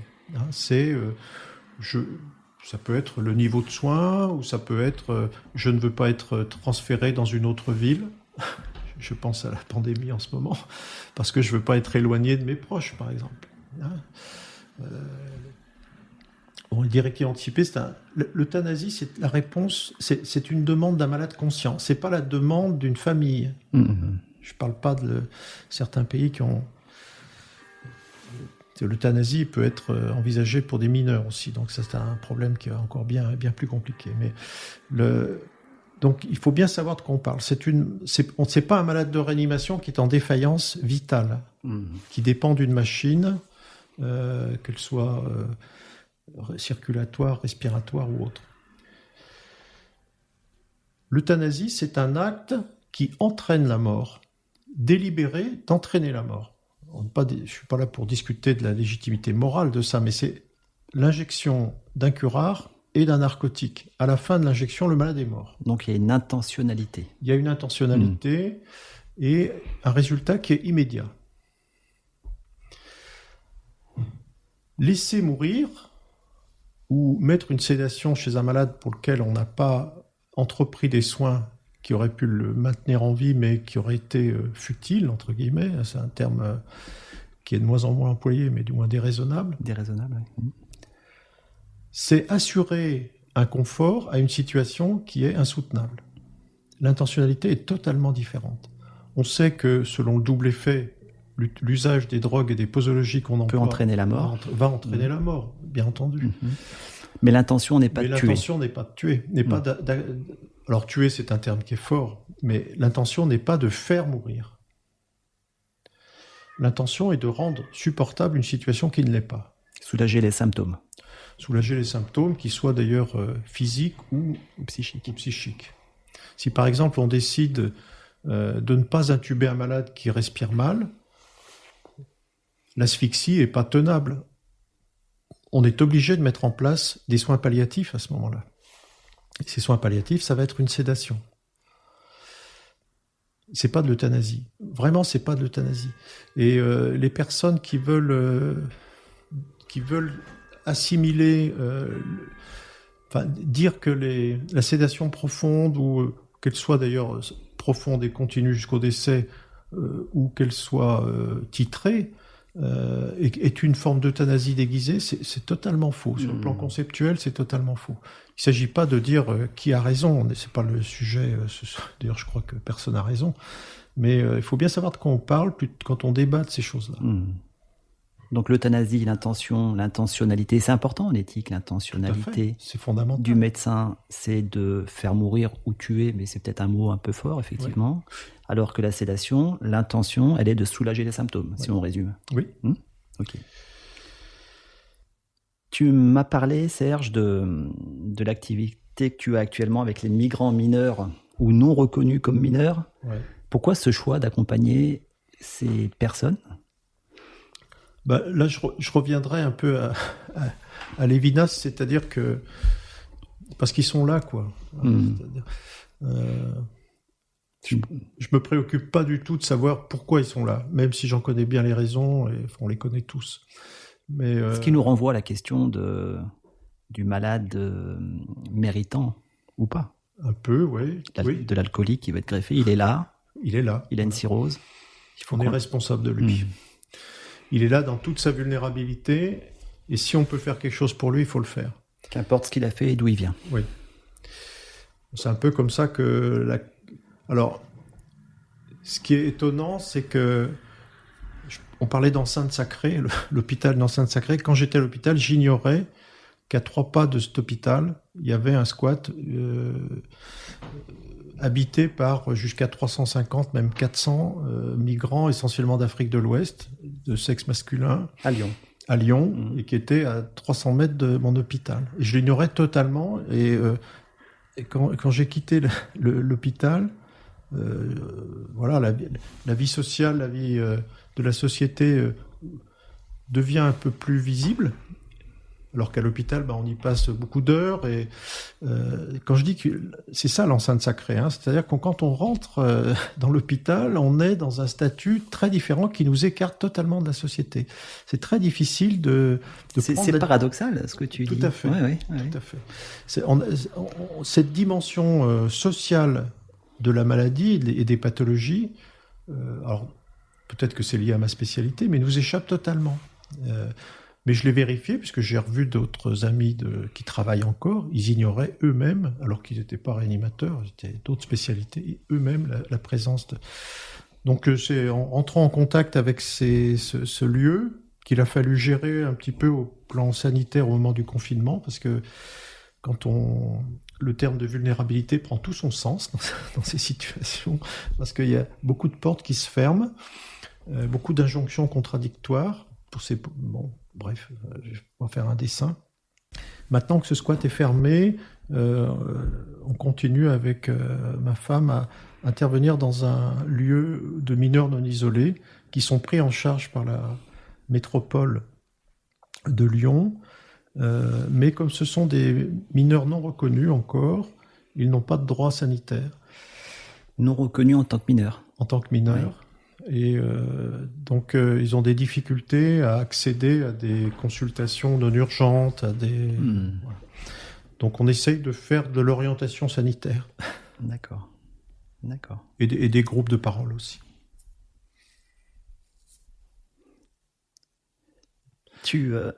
Pardon. Non, mais je pense que c'est une nécessité quand on est en contact avec ces populations. Moi, j'ai découvert toute une portion de la société qui demandait que ça. Et je crois que ontologiquement, l'homme, il a besoin de faire quelque chose pour l'autre. Vraiment, ça se vérifie au quotidien. Le nombre de personnes anonymes qui font des cours d'alphabétisation, qui font des accompagnements pour les démarches administratives. C'est très loin des discours ambiants de rejet. La majorité des personnes que je côtoie sont très, très sensibilisées par ces problèmes de vulnérabilité. Tu as parlé d'Anne Dufourmentel tout à l'heure, avec un ouvrage que moi j'ai lu, que j'aime beaucoup, qui est Éloge du risque. Oui. Je ne sais pas si tu l'as lu. Oui. Donc Anne Dufromentel qui est malheureusement décédée tragiquement. Comme une héroïne. Hein. Comme une héroïne, ouais. Je crois que qui a pris un risque qui s'est noyé en allant sauver un enfant. Ouais. Et alors pourquoi je parle d'Anne Dufromentel ? Parce qu'on est rentré ces derniers temps dans une société du risque, comme dirait Ulrich Beck. Il faut évaluer les risques, faire des cartographies des risques, mettre en place des démarches de gestion des risques, des retours d'expérience pour éradiquer l'ensemble des risques, et notamment à l'hôpital, et ce qui est une très bonne chose en soi. Tu faisais la comparaison avec l'aéronautique et la réanimation, ça vient de l'aéronautique. Mais est-ce que tu ne crois pas qu'en étant uniquement dans une recherche de cause-effet, pour éliminer tous les risques, on passe à côté de ce qui est au cœur de la vie, au cœur de la relation de soins, c'est-à-dire l'imprévisible, le hasard, la contingence radicale, ou pour dire comme Ricoeur, l'événement. Et que finalement, le risque zéro, on le voit bien aujourd'hui, quelque part, il est mortifère. Oui. Ça nous ramène un peu au début de l'entretien, c'est-à-dire, est-ce que la médecine est une science ? Oui. Et c'est aussi le débat de l'expliquer et du comprendre, qui date de la même époque, du 19e siècle, de Dilthey et ces penseurs-là. Je pense que la médecine a une propension à s'assimiler à une science, à essayer d'occulter ce questionnement sur l'indicible, l'inexplicable, mais qui en même temps est tout à fait compréhensible. Donc, alors, la gestion des risques, c'est un progrès considérable. Ça a été spectaculaire en anesthésie-réanimation, enfin surtout en anesthésie, où l'application des méthodologies que tu connais mieux que moi sur les process, l'analyse des process, a permis de diminuer la mortalité comme aucune spécialité ne l'avait faite jusqu'alors. Tout simplement en faisant des salles de réveil, en monitorant les patients en continu, etc. pendant cette phase. Donc, il est clair qu'il ne faut pas sombrer dans l'improvisation dans l'improvisation et l'intuition permanente. Néanmoins, il y a des tas de situations qui ne relèvent pas de la règle et intégrer le risque, c'est une façon de rester inventif. Alors, moi, ça a été une de mes difficultés en fin de carrière, c'est d'être confronté à des plus jeunes collègues qui ne supportaient pas le risque. C'est-à-dire que toute action médicale, professionnelle, devait se référer à une norme. Un protocole. Voilà. Et malgré les apparences, on en revient à cet habillage technologique de la réanimation. Toutes les situations sont singulières, très souvent. Même si certaines pathologies nécessitent des thérapeutiques qui se reproduisent, il y a quand même toujours des nuances. Et il faut savoir inventer. Parce que si on n'invente pas, certes, on est en conformité avec la norme, mais on ne rend pas service nécessairement aux malades. C'est toute la place de l'éthique en médecine. L'éthique, c'est jamais que est-ce qu'on ne pourrait pas faire mieux, quoi. Est-ce qu'on ne pourrait pas faire mieux, en l'occurrence, que le protocole nous dit de faire ? Est-ce qu'on ne pourrait pas Est-ce qu'on ne pourrait pas laisser rentrer les familles proches de ce patient qui a 85 ans, qui a un Covid et qui va probablement mourir ? Est-ce que, on l'a vu avec les infections nosocomiales, on arrivait des fois dans des apories complètes où on ne pouvait plus soigner que des impasses. Des impasses où l'hôpital idéal, c'était un hôpital sans malade. Là, on supprimait les infections nosocomiales, en effet. C'est toute la différence entre le travail prescrit des procédures et le travail réalisé. Et on sait très bien, la psychodynamique du travail l'a montré, qu'un professionnel qui exécute à 100% le travail prescrit des protocoles et des procédures, l'hôpital va droit dans le mur. Ouais. C'est-à-dire qu'à un moment donné, tu parlais d'improvisation. L'improvisation, c'est ce qui fait qu'on a intégré les procédures, mais qu'on va pouvoir réagir à quelque chose qui n'a jamais été prévu. Et c'est le principe même du jazz. Les jazzman sont d'excellents musiciens, mais ils improvisent. C'est ça ? Oui, tout à fait. C'est ce que tu appellerais l'efficience ? Non. Non, parce que l'efficience, pour moi, c'est la qualité au juste coup dans le meilleur des cas, et au moindre coût dans le pire des cas. Alors, l'efficience, selon Clos, c'est dégager du temps, se dégager de la réalisation, l'effectuer avec aisance pour dégager du temps et réfléchir à son travail. Là, d'accord. Là, je suis d'accord. D'accord, c'est dans ce sens-là que je pense. C'est une définition qui me va bien. Ouais. D'accord. Ouais. Yves Clos Mais l'efficience selon la HAS, oui. Non, mais ça, c'est plutôt la qualité au juste coût, voire au moindre coût. Ouais. Moi, je pense plus au film avec Tom Hanks, Sully. Le capitaine qui, à un moment donné, a une panne de moteur et qui exécute toutes les procédures, qui doit pourtant atterrir le plus rapidement possible, qui appelle la tour de contrôle, qui lui dit faut aller à l'aéroport qui est à 3 miles, et qui dit je ne peux pas. Et là, qui ferme tous les micros et qui va improviser et qui va donc amérir dans l'Hudson. Et c'est quelqu'un qui était en fin de carrière, qui maîtrisait son métier et qui a improvisé et qui est sorti des procédures. Sinon, il était sûr de se cracher. Et l'improvisation, je pense que ça, et l'intuition même, hein, oui, bien sûr. C'est quelque chose d'important à partir du moment où ce n'est pas que ça. Bien sûr. Et à partir du moment où on peut en discuter avec, c'est ça. Avec ses collègues. Et qu'on arrive à mettre en place une culture positive de l'erreur, comme tu parlais en début d'entretien, qui consiste à transformer la culture de la faute en culture de l'erreur. Une faute qu'on traîne sur nous depuis Adam et Ève. Pour revenir au sacré. Ok. Qu'est-ce que tu penses de la phrase d'Hannah Arendt qui dit « Le simple fait de penser, avec un E, est en lui-même une entreprise dangereuse, mais ne pas penser est encore plus dangereux. » Alors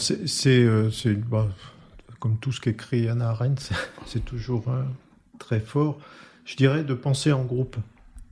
C'est encore mieux. Oui, si je peux me permettre sinon d'améliorer, du moins de donner plus de résonance encore à cette phrase, c'est que on n'est jamais aussi productif que quand on pense en groupe avec une façon de penser en groupe et de s'exprimer, c'est sûr. Mais penser seul, ça amène des fois à des choses qui sont improvisées, mais par trop. Donc, en effet, cette phrase s'applique bien à la médecine, c'est-à-dire qu'il faut sans arrêt se poser la question de savoir pourquoi on a fait les choses et si on a bien fait de les faire comme ça. C'est assez vertigineux d'ailleurs. Hein. C'est pour ça qu'il y a tant d'épuisement professionnel dans les métiers de soins. C'est-à-dire qu'on a toujours une autre façon de faire, contrairement à ce que veulent bien nous faire croire les normes, ou de ceux qui les brandissent. Il y a toujours une autre façon de faire. Notre choix, il est toujours discutable, toujours. Même pour des choses assez simples.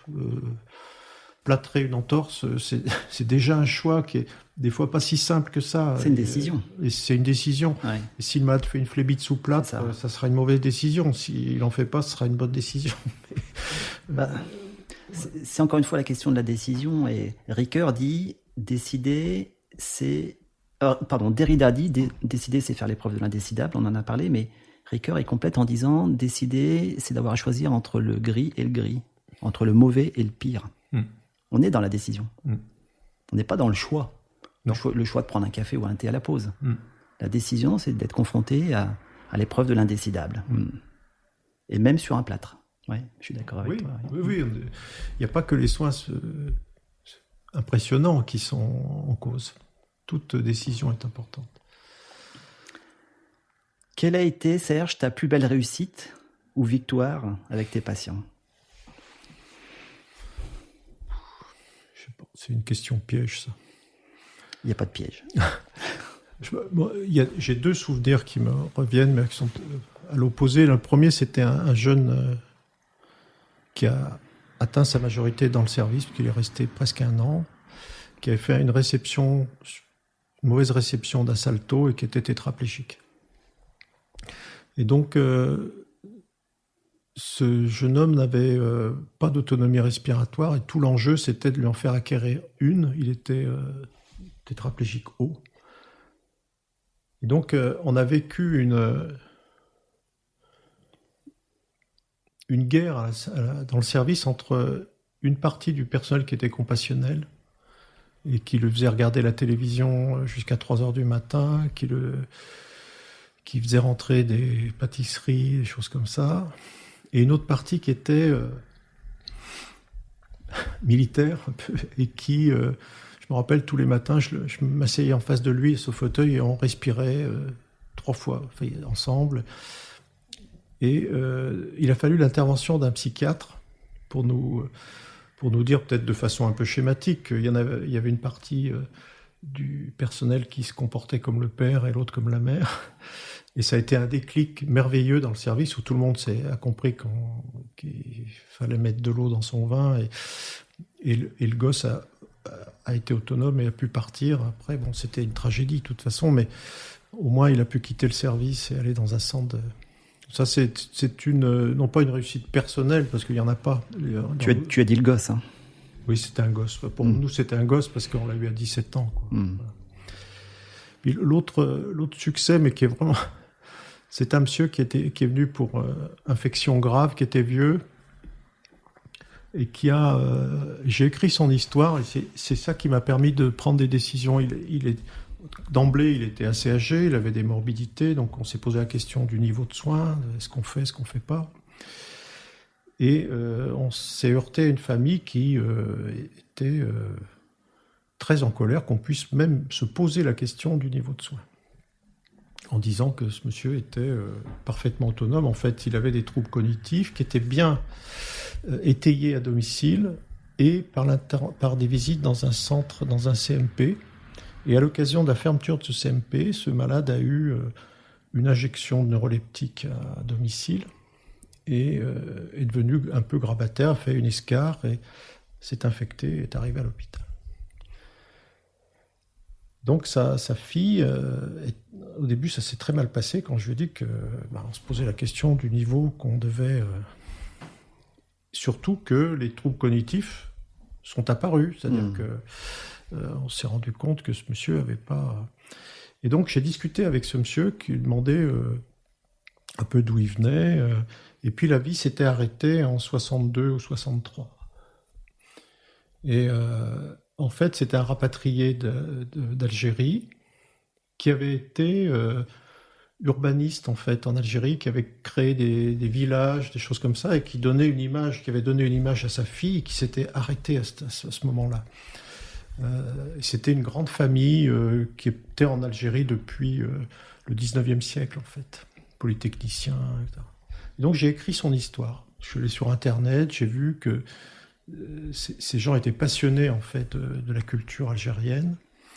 Et j'ai parlé de cette biographie à sa fille. Et là, elle a cessé d'être dans la revendication. Et elle a mesuré le trou qu'il y avait entre ce qu'il était et ce qu'il avait idéalisé grâce à ce petit travail qui m'avait pris une soirée.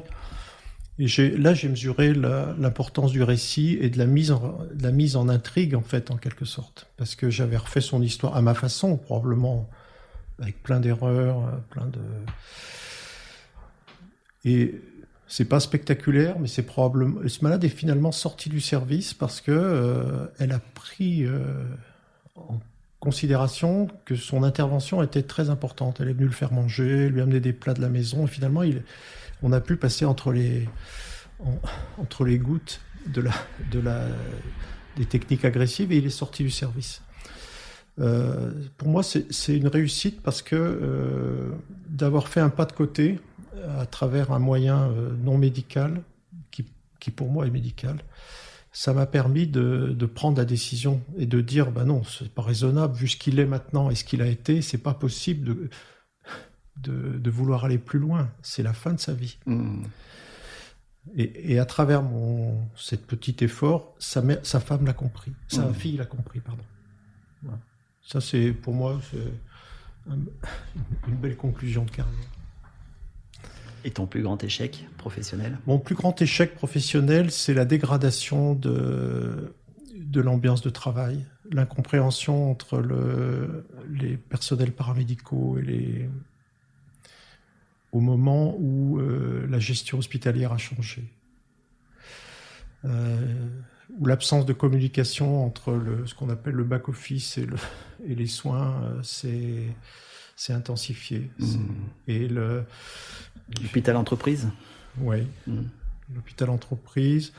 Alors que ce back-office, il y a des gens extraordinaires dans ce back-office. J'en connais pas mal. C'est eux-mêmes qui sont prisonniers de choix qui leur appartiennent pas. Et donc, souvent, moi, en tout cas, je l'ai vécu à titre personnel, les médecins sont un petit peu entre les deux et supposés détenteurs d'un pouvoir qu'ils n'ont pas. Un pouvoir sur l'organisation des soins qu'ils n'ont pas. Ça, c'est la plus grande amertume. Et face à cette gouvernance par les nombres, comme dirait Alain Supiot, comment, selon toi, arriver à garder vive la fragile flamme du soin? Comment garder ce feu sacré, pour rester dans le sacré? Oui. Alors, on a une grande chance à l'hôpital, c'est de voir des jeunes tout le temps. Et quand on est confronté à un jeune externe qui n'a jamais touché un malade, mais qui s'émerveille de tout, qui est ému partout, on n'a pas envie de lui faire du mal. Donc on s'applique. Donc la flamme, elle est réavivée tout le temps. Je dirais que elle est fragile quand même. Elle est fragile, ouais. Ouais, on peut devenir cynique. On peut se décourager, ouais. On peut devenir agentique. Au sens où on fait le job, personne n'a rien à nous dire, on applique les règles. Le comportement agentique, c'est le principal écueil du médecin ou du soignant. Ouais. Je dirais que pour que la flamme reste, il faut communiquer et discuter ses valeurs, en fait, voir si on partage les mêmes valeurs. Ça, c'est pas facile parce que tout le monde est persuadé que les valeurs, c'est quelque chose d'intime, c'est de la politique, c'est des choix moraux, c'est des choses comme ça. Non, c'est de voir si on a les mêmes valeurs au travail. Et c'est la seule façon de résister au management, au new management, ce qu'on appelle new management, c'est de dire, ça, c'est pas possible. C'est pas notre métier. Et pour pouvoir dire ça, il faut être sûr qu'on partage les mêmes valeurs au travail. Ce qui n'est pas si évident que ça. On ne vient pas tous travailler pour les mêmes choses à l'hôpital. Entre médecins, et puis les personnels soignants aussi. Et ce qu'on ne comprend pas, c'est qu'une entreprise ne s'appuie pas sur ça pour augmenter la performance, entre guillemets. C'est-à-dire que je pense que des gens qui sont assurés de respecter leurs valeurs sont plus heureux au travail. Pourtant, la HAS dit que le bonheur au travail, c'est important. Et à mon sens, il faut être heureux d'aller travailler le matin. Si on y va en disant « je vais me trahir, je ne vais pas tout à fait être en accord avec mes valeurs », je ne suis pas sûr qu'on puisse donner le mieux qu'on peut. Tu veux dire qu'il y a une souffrance éthique de plus en plus forte aujourd'hui? Oui. Pas toujours consciente. Notamment dans les services très techniques, on peut s'abriter derrière la technique. En gériatrie aussi. Aussi. Partout, ouais. Partout. Ouais, tout à fait. Ouais. Et qu'aurais-tu envie de dire à un jeune qui voudrait faire médecine aujourd'hui? Qu'il a fait un bon choix, parce que c'est vraiment un métier... c'est même pas un métier, quoi. Mais est-ce que justement, on n'est pas passé de la vocation à la profession, justement? Ouais. Alors, la profession... je ne sais pas si on partage la même définition. La profession, c'est un ensemble de personnes qui définissent leur périmètre de travail. Il n'y a pas beaucoup de professions, en fait. Il y a beaucoup de métiers, mais il n'y a pas beaucoup de professions dans une société. En fait, c'est un groupe à qui on délègue une certaine responsabilité, parce que quand on est architecte, c'est une profession, parce que si le pont s'écroule, il faut bien qu'il y ait un responsable. Ça peut pas être l'État tout le temps. Et la médecine, c'est un petit peu ça. Je sais pas, j'arrive pas bien à répondre à ta question. Moi, ce que je lui dirais, c'est que c'est un métier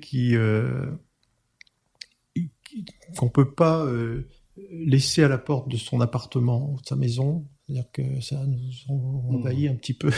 Après, il faut trouver les ressources pour pas se faire envahir bêtement. C'est-à-dire qu'il faut se cultiver énormément.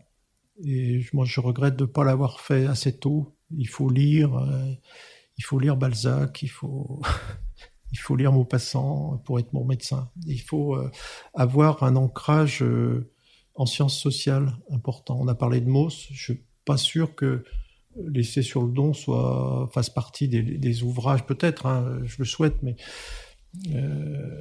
il faut vraiment que le médecin redevienne un peu rabelaisien, quoi. C'est-à-dire humaniste. Moi,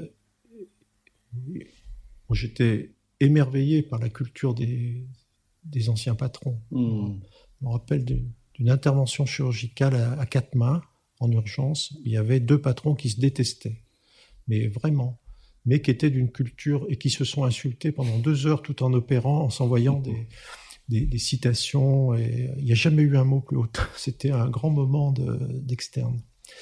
Je crois qu'on a vraiment besoin d'avoir des références autres que l'enseignement qu'on reçoit en faculté pour pouvoir prendre cette distance, faire ce pas de côté dont j'ai parlé tout à l'heure.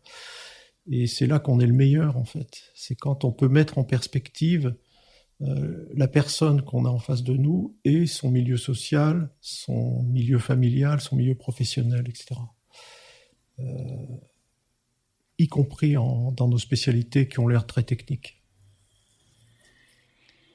Et alors, si tu avais la possibilité de rencontrer le jeune interne que toi, tu as été, qu'est-ce que tu aurais envie de lui dire aujourd'hui ?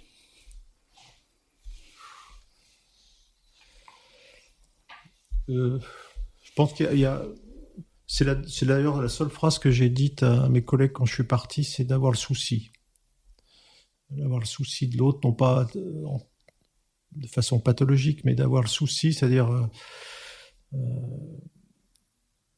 Voilà, jamais faire les choses en se débarrassant ou en pensant à ce qu'on va faire le lendemain. C'est-à-dire, quand on est là, on est dans une situation de responsabilité qui est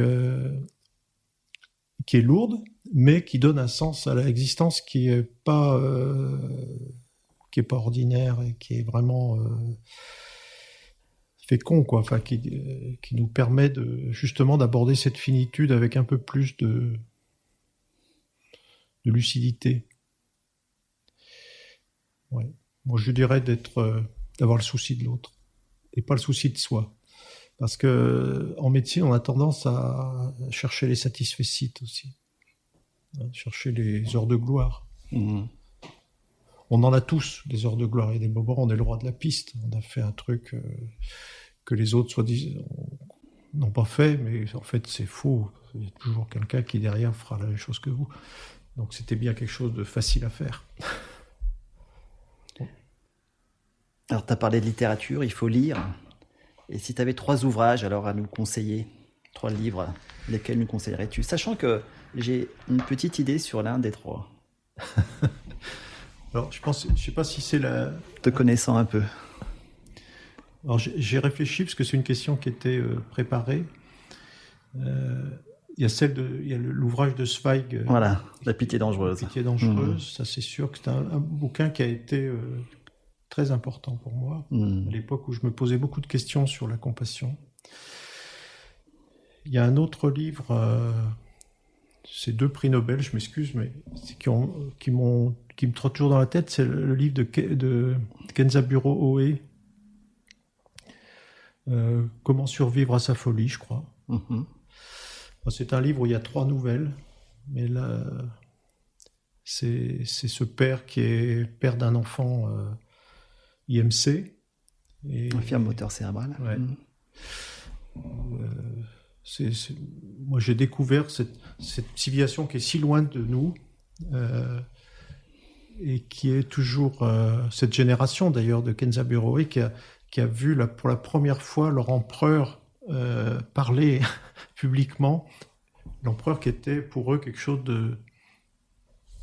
d'inaccessible, et parler après la guerre, ça a été l'effondrement pour toute cette génération, et ce livre C'est un livre sur notre fragilité, en fait, sur notre vulnérabilité. Comment vivre avec cette vulnérabilité, comment survivre à notre folie de jamais pouvoir être seul, et en même temps d'être très seul face à notre finitude, et de jamais pouvoir être seul parce qu'on est toujours dépendant des autres, on est toujours en interaction.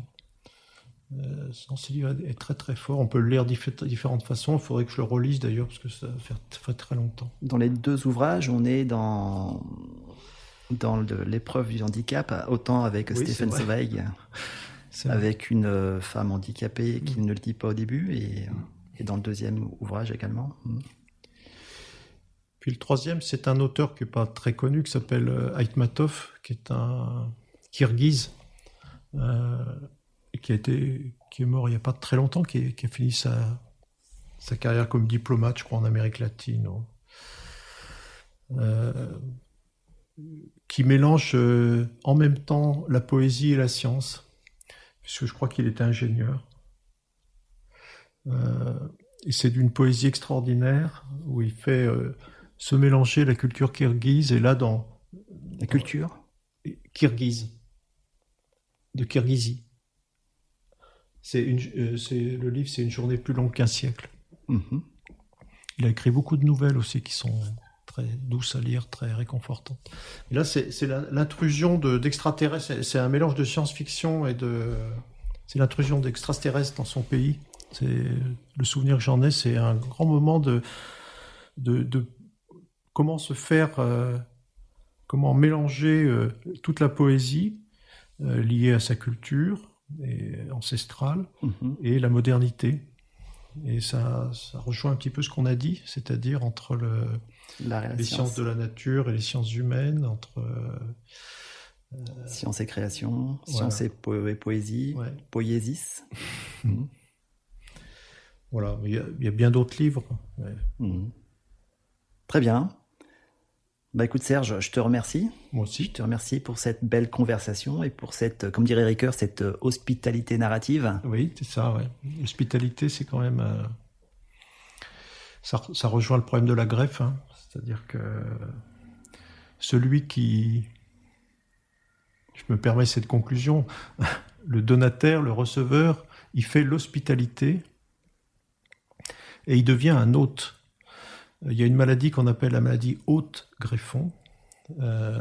Et donc, celui qui est désigné comme l'hôte, c'est le receveur. Et quand je fais pas mal de récits avec des greffés, j'essayais, non pas par démagogie, ni de leur dire qu'ils avaient fait l'honneur d'accepter. Que c'est grâce à eux que cet organe continue de vivre. Et non pas l'inverse. Et ça éclaire souvent les visages, hein, quand on dit une chose aussi simple, mais d'inverser le paradigme, ça devient, ça offre des perspectives différentes en fait aux malades. Il n'y a pas que pour la greffe. Je pense que tous les malades nous font l'honneur de nous accepter, nous font l'hospitalité. Ok. Je te remercie Serge.